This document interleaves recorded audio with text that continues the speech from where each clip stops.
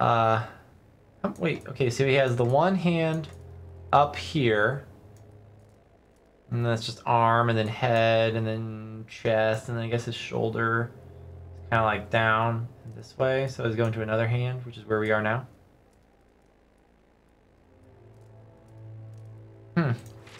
That's cool. My eyes are peeled.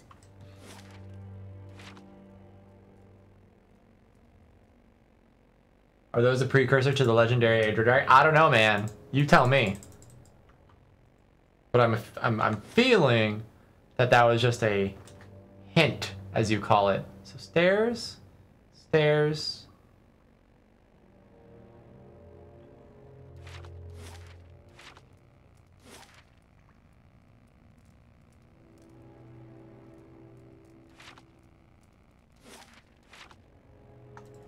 Where do I go? Oh, is this? Oh, it's a pathway because I can walk across it. Okay, the hand. I got it. Don't worry. Figured it out, guys.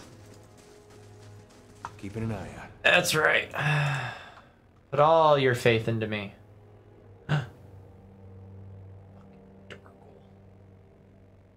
Oh, wait, you're good Dargles. Okay. Hey, what's up? Hey, you wanna be friends? Ooh, and a sitting vampire. I don't trust this situation at all, so we're gonna go back here. Nope, try again. Yes. Sabrina, you're gonna actually just sit back there, because, you know, trust issues. And Misha, you're gonna sneak past. Oh, and then just run back there. Cool. Hello. Vampire. At the center of this massive Adra structure, beneath the long shadow of the Titan's curled fingers, sits what appears to be a man. Unlike the slavering, animalistic creatures you have encountered on this floor, this man is regally composed, lounging upon a crooked stone throne, yet his gaze has a piercing, feverish quality. He watches you intently as you approach. What are you then? One of theirs? Strange that you survived the planning stages. He speaks in fluid Ingwithan, you note, though his voice is taut with strain. It must have been hard for them, those beggars, those cowards. But you won't go any farther, no. You can go right back on them. Back to them. To your masters. Let them feast on you instead. I don't mean you any harm. I merely seek information about the master below. Is he? He's like Eric Northman? I love Eric Northman. Ah, you can understand him? Ask him everything. What an opportunity. The man looks startled. He gives a short laugh. You understand? Look here. Even the foreigners speak our tongue now. Truly, we are an immortal people. He laughs again. But that only makes it all the more clear, you see. You must be with them. How have they kept you so whole? You are remarkably well preserved. His eyes narrow. Attempt to pass, and you will go screaming back into the void, puppet. If you're talking about those creatures in the old rooms, I've already dealt with them. Ha! Good! Very good! He touches a hand to his mouth, brows knitting, and then he laughs. Yes, it's all mine now. No more of this screaming. No need for any more pointless demonstrations of power. Go on then. Go barreling down into the deep if you like, if the beetles don't make a quick end for you. I had some questions first. Yes, I said you could have some answers. What is it? Who are you? Did you want a name? I forgot those ages ago. Who's going to call me anything down here? There's me, and now there's just you. That's all that matters. I was entrusted with the tests we performed here. The foremost, he taps his temple, mind of the age. None could rival me for arcane power, save Ad Nua himself. He pauses. And perhaps some of his advisors. What was this place? Oh, many things. Our home once. And before that, a place of great deeds. He chuckles. Those foul chambers in there were once the site of incredible discoveries. We were given the bulk of this floor. There was construction at all hours, of course. He gestured towards the Aedra arm. For all of our work was, of course, for Odd Nua's purposes. He laughs. Think on it. A dozen sculptors carefully crafting a fingernail. Souls flung from their shells on the floor above and below. And all the while, Idros fusses over a cuticle. It's pretty funny. What kind of experiments were you doing? Why, we were preoccupied with matters of the soul. All of us were, because Odd Nua was. But here we toiled to find the dividing line between life and death, and crack it wide open. We were attempting to find a means of binding souls to their mortal vessels, preventing them from crossing the shroud. I say attempting. We found it, of course. A dozen minds set to purpose. How could we not? A dozen. Another thing we have here. So a dozen to kill a god, a dozen to have or immortality. The things we learned. What a glorious time. We could determine the precise manner in which a soul would crack and shatter. Could carefully place a fragment from one into another. He smiles at the memory. While our fellows wasted their efforts on phenomena like blights, we delved right into the heart of the matter. There were certain gaps in our knowledge, of course. I was perhaps enthusiastic in my pursuits. I thought that if anyone should attempt a more personal approach to the tests, it should be me. And no amount of certainty will make the imbibing of poison a pleasant experience. Death is the ultimate test, you see. If the soul has flown, then you know you failed. Your work sounds pretty damn similar to animancy. Like what? The man shrugs. Perhaps others follow in our steps. I've not had the opportunity to keep up with the state of magical study. He smiles thinly. How have you stayed alive all this time? The big question. Binding a soul to its body was not, it turned out, very difficult. We were certain we'd found a kind of immortality. The body could be destroyed beyond repair, but anything less is quite survivable. I was eager to attempt it. My leg at the time pained me terribly. Old war wound. And I had heard one subject describe a sense of distance from the pain inflicted upon them. They felt it, but it didn't matter to them, which would be a vast improvement. I remember the first moment, the relief. He sighs. But we found that after some time the body would remember that it was, after all, dead. There's really no describing what it feels like, to see your own fingernails rotting away.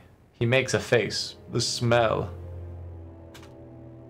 We tried to revive the affected subjects with energy culled from their fellows. And it worked well enough. I was able to refine the spellwork, keep myself and the others who had joined me as hale as ever. Odd Nua wasn't terribly pleased with the distraction, but that turned out not to matter. The mob came and murdered him.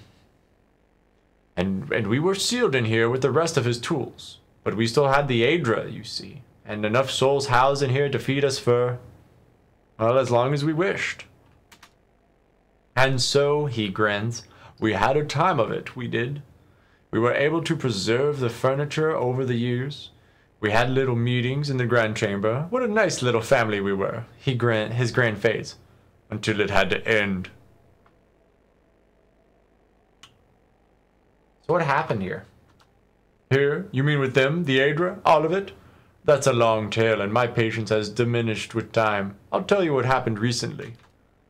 It was the Aedra beetles. Oh, you wouldn't think it was something so small, so mundane. But they came swarming up from the lower reaches and started to feed upon the live Aedra.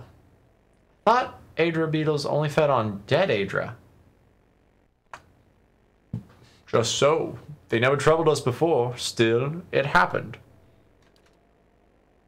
We tried to fight them off, of course, but it was impossible. Kill one, and two more are behind it. Something must have driven them up here. I don't know what. Yeah, centuries, no internet. I mean, like, at least, like, maybe you had, like, a phone, like, you go on the Chive or something, like, hey guys.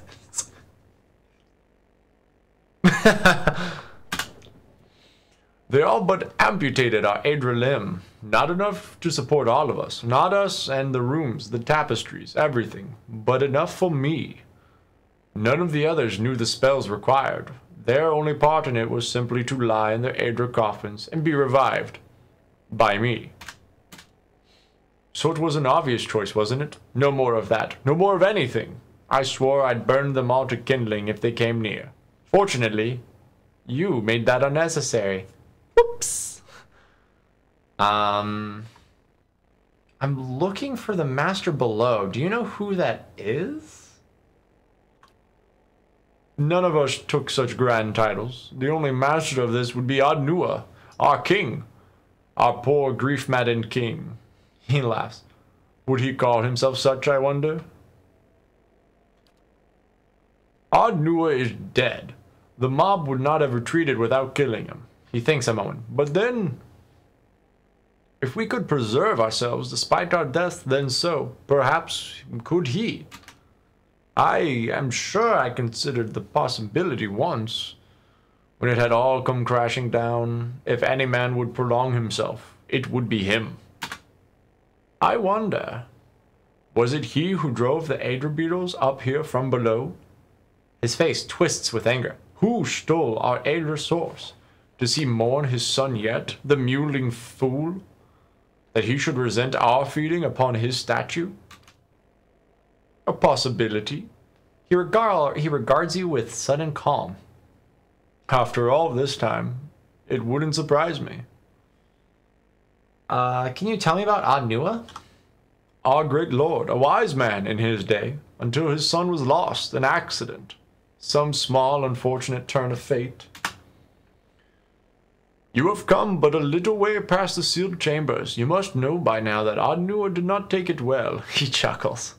This monument to his grief has outlasted him.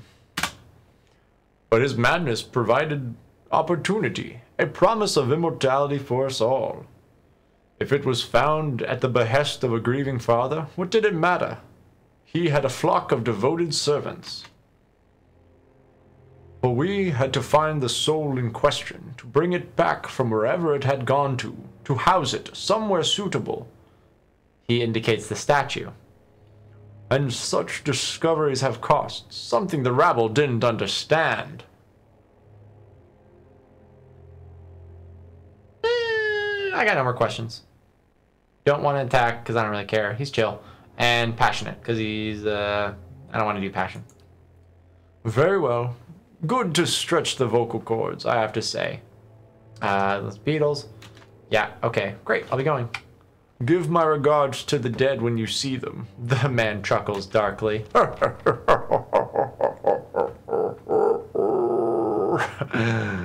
Alright. Hey, we're alive. Alright, good.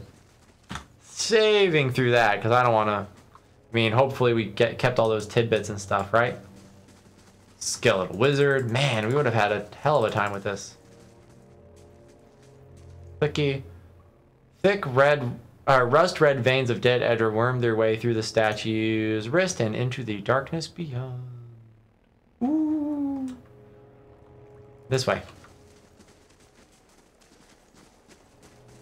Slowly now. All right, continue. You know, I don't really think that voice fit too well, but I kind of got stuck with it, so I ran with it. Hercule. Let's go. What is it? Beginning attack? Nope. Good. Keep on doing your thing, girl. Come on, Sabrina. Come on, Sabrina. Oh, he got hit. Hold on, I want to see. Okay. Hits. So Adria Beetle hits Adair for 31 pierce damage. That's a hit. And nothing. Okay, fine.